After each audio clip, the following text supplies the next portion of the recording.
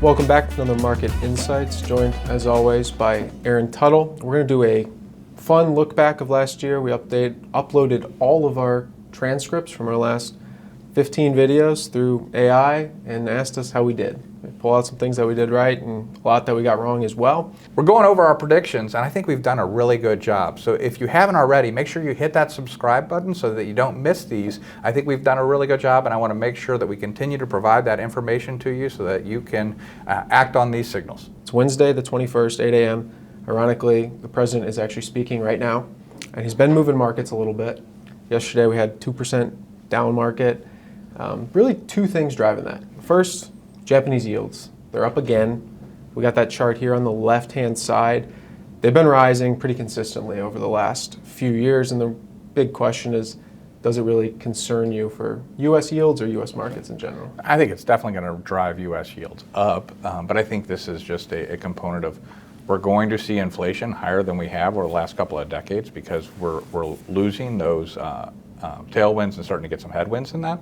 And I think that's showing up. And then there's obviously the amount of debt that everybody holds. But people would go to the Japanese yen for a safe haven. So now, as there are higher yields, that's probably going to pull money away from the dollar. So I think it's going to affect everyone. But I don't think it's a material component, especially if you look at it net inflation. If inflation is going to be somewhat higher, and we're not going to hit those two, we're going to see 3 or 4%, then you just subtract 3 to 4%, and you're basically at a zero yield. And we've charted yields, U.S. yields, the last few years. It's been, while it changes a lot day to day, it's been pretty consistent through some ranges. A couple years ago, it was the 4.5 to 5% range. We've dropped down to more 4 to 4.5%, talking about the 10-year yield. And we've said on the higher ends, the higher bands of those, we tend to get concerned. So right now, being in the lower band, maybe approaching 4.5 would be somewhat concerning. But to your point, that's not a high rate for U.S. And my favorite model, because it's the simplest model, is the 10-year Treasury tends to track closely to nominal GDP. And as long as those are tracking somewhat together, you have this rate that makes sense at least. And nominal GDP is running 4.5 and higher, and with rates below that, it's not concerning. Start flipping that the other way, growth comes down and rates up, that could be a problem. It could be, but that's going to be fiscal policy and not fiscal policy, monetary policy that causes that. And the other one, probably the bigger mover, depends who you ask. I think is more tariffs. We're back at it again. This one related to Greenland. I don't want to talk much about Greenland. I don't know if you do. we generally stay out of the politics a lot. I'm just happy if taco comes back. Which is what? That is Trump always chickens out on tariffs. It's something that you've said. I think it's maybe the quants, is that we see this sell-off on the headlines. Why? We've seen this story before, and it never materializes. And if we bring back taco, I want to bring back guac, which is would require a government shutdown. So government always uncloses. I think guac goes with taco well. Yeah, we talked about it last month with Jeremy Siegel, and he kind of beat me up for it. I was like, I'm surprised the market does this panic every time, because it is, and you laid out most of this chart. It is the loop we've seen. Right? It's the opening negotiation. It's always worse than it ends up being. And we get to some solution of some sort that is better than the initial hit. So market's down 2%. Do you remember the last time that happened? It was down a little more than that on October 10th. Do you remember? I don't remember. That's my point. That's how this will likely go. You're not going to remember. It was also a tweet, a Truth Social post about China, rare earths, that they were starting to pull back on some of those exports, and obviously made Trump mad, and he tweeted about it. We had a big one day. It's a big move. It does happen. It's common. It's not quite really panic selling. We didn't quite hit the panic. There were a bunch of stocks that were still up yesterday, but pretty consistent sell-off based on my big concern is, can you say tweet anymore now that it's X? I don't know. There's my qualm. Yeah. Well, it's not even X because he does it on Truth Social. That's right. Which I had to make an account just to follow that. More importantly, it's earnings season. Yeah. And it's early. Under 7% reporting, so this is a chart we'll continue to update, and it's just showing so far pretty contained. Not a bunch of beats above expectations. Beating is 80%, 79%, which is right in line with typical beat rates, and growth is 7.8%. Again, small. Looking at them, it's the financials that report first. The banks look good. Credit growth is strong. Credit looks good. We know it's something we've been talking about the last few months because of some of those failures. We brought on some private credit guys to talk about the issues with some of those debt.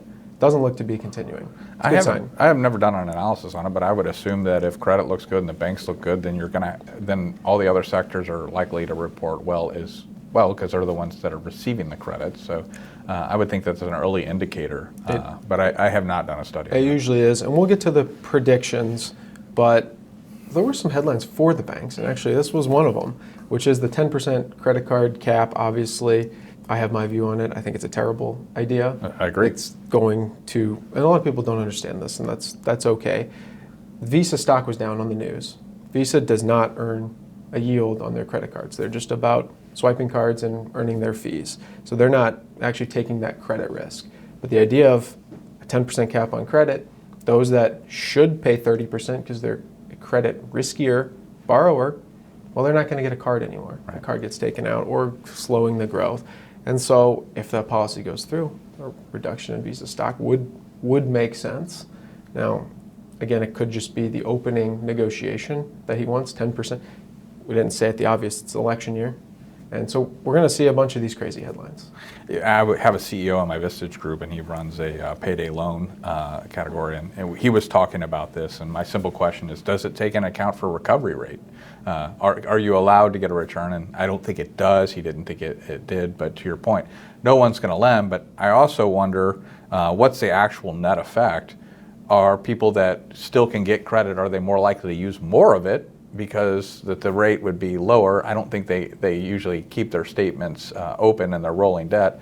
Who knows how this comes out, but it is a terrible idea. Yeah. You got to let markets dictate interest rates. And that's really the point I wanted to make, which is it's an election year. You could see some weird things. Yeah. I don't want to make a prediction. Obviously, there's the other mortgages, trying to get the agencies to buy more mortgages to reduce spreads. At the same time, doing the tariff policy that makes the dollar, as you said, less attractive. Foreign buyers less likely to buy our debt, driving rates up. That goes against the whole idea of what he's trying to do, which is get mortgage rates down. Now, Besson understands this. Trump probably doesn't. And so hopefully they work their way through that and understand. But whenever we're talking about predictions, I wouldn't want to base my prediction on any of this because it's out on the fringe. It's really not going to have a material impact. I think a bigger material impact is something that you were talking about. It is an election year. How is that going to impact the midterms? Because I think that's going to be the bigger driver is what's the House look like? What's the Senate look like? More so than what is the interest rate cap or how are we denying some people to buy residential property. I think that's noise, and that the signal is the election. Well, let's go to politics then. And I was excited when the AI said we didn't talk a whole lot about politics, which was good for us staying out of it. We did predict correctly the election that Trump would win or Republicans would do well. That led to, we're not trading off of that really. There's some fixed income trades we made, reducing municipal bond exposure because that can be political and issuance can be high around elections. That worked out well. We got the dollar trade wrong, which we'll talk about later when we get to the other sectors. We thought that the Trump election would lead to a broadening of small caps and small cap trade that would last a lot longer. That was a common thing we kept saying, which is exactly where we are today. Small cap trade's been working for 2 months, and that's all so far. And over this time period, it would rally 2 months, and then large caps would take back over. And the trend was, you get to earnings season, and the large caps had a great earnings reports and continue. They report next Wednesday. Right. So we'll see if that trend continues or reverses. So we're wrong on it being the better performer, but we may not be wrong on the component on it doing well. It may be that because of AI showing up on the larger cap companies and hitting those earnings sooner, they've just continued to outperform despite it being a decent environment for small cap. And then that really brings you to, I know you spent some time looking at the seats up for election this year. It's early to make that prediction, but that's... Yeah, I want to focus on what seats are actually available in the Senate. There are about 36 of them. So whenever I look at the election forecast, especially on the Senate, I just want to see who's up for re-election. And if we look at just who is up for re-election, I think the Democrats have an advantage. There are more Republican seats that are coming up. But when you look at who's contested, there are really 5 of them. And to gain control of the Senate, the Democrats would have to win 4 of 5. and looking at those seats, some of which are already held by Republicans, unless there is a significant impact in the economy, I don't think the Republicans lose 4 of the 5. I think it's going to be somewhere as a toss-up. They're going to keep 2 to 3. And if you think about just the economic component of this last year, and all of the catastrophe that was going to happen based on the media and pronouncements, it really hasn't been a bad year economically for Trump. His policies were, I obviously I differ on a lot of things, but you've had stronger growth. You've had lower inflation that was predicted. I mean, think about how much people were saying that the inflation was going to go up for the tariffs. There was a call that we had on that it would not have that big of an impact. And there has been some fiscal tightening as well. I think they're spending way too much. But all in all, if you judge just how the economy is doing, I don't think it looks horrible for Trump. And then you take in what's happening in the social aspect. I think that there's still a decent amount of things that the Republicans can say the Democrats are not very supportive, and they're going to run that narrative. So I think the Republicans barely keep the Senate. I think there's a good chance that they lose the House. So. Yeah, I think the House call is pretty, based on a lot of this, that's probably the easier call. We did a good job not talking too much about politics. Let's keep it that way. And let's move to the inflation, which you referenced, because we were different than the mainstream with the tariff call, and still are. You just turn on CNBC and people are still complaining that tariffs are extremely inflationary. And we said, no, they're not inflation. They're a one-time price hit, and that's not what inflation is. And we didn't expect to see a big move in the indexes. There was a small move. A lot of people said it would be much worse. And we didn't expect we would see much at all. Right. That's where we were wrong on inflation. Right. Typically, because you have the price of a good going up, that was tariffed. Our theory would say the other prices have to come down, all else equal, because there's been no change in money supply. Right.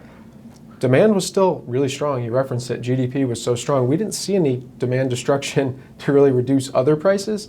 So something we were wrong on, but something we were happy to be wrong on. Yes. That the economy was still strong throughout. I think the thing that we rest our case on was inflation is always and everywhere a monetary phenomenon. And if we were not going to expand the money supply at the rate that we did before, we would see a cooling down on inflation, despite the tariffs adding components. So I think that was a good call. The prediction component here for us, well, I think the baseline is you take the Fed's last report, their economic projections.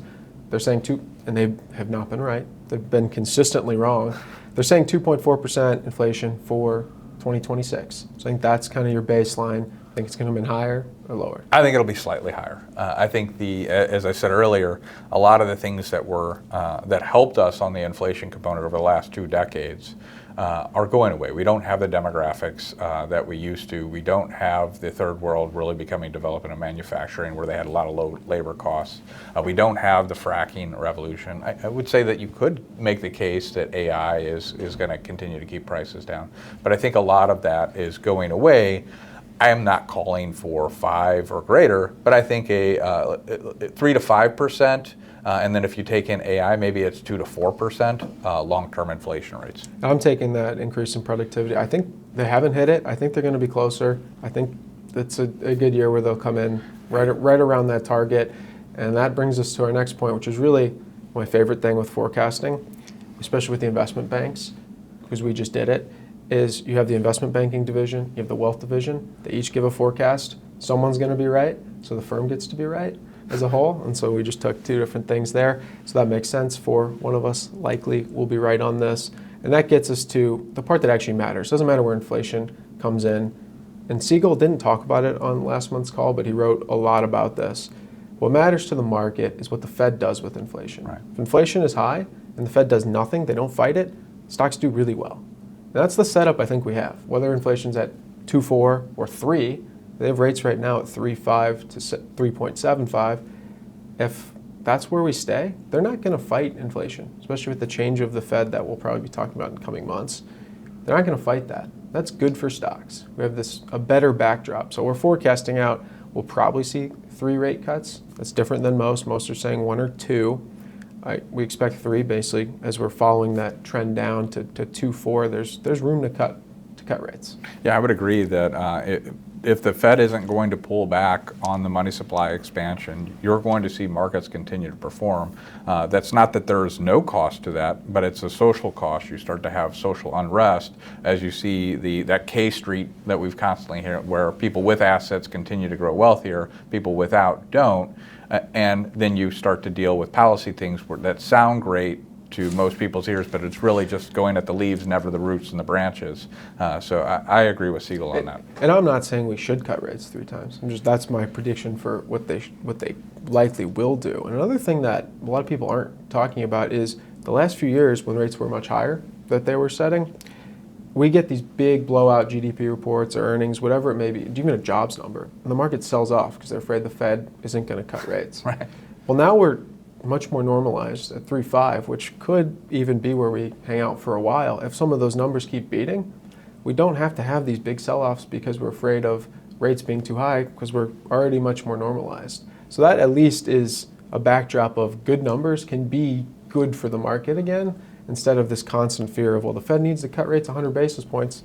We don't need that anymore with rates at 3.5. You know, bad news has been good news for so long. I don't know how I would react in that environment. All right, a couple more predictions. We've never forecasted GDP because no one that forecasts GDP gets it right. We often will quote that. But this is a chart from LPL going through consensus forecasts. The left is what's already happened, realized, and the right is forecast.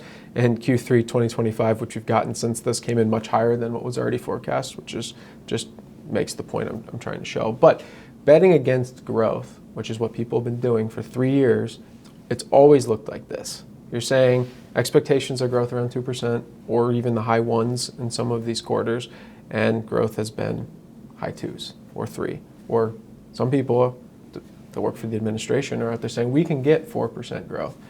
We can spend time talking about that another time, but at least growth has been surprising to the upside, and I think that's going to continue.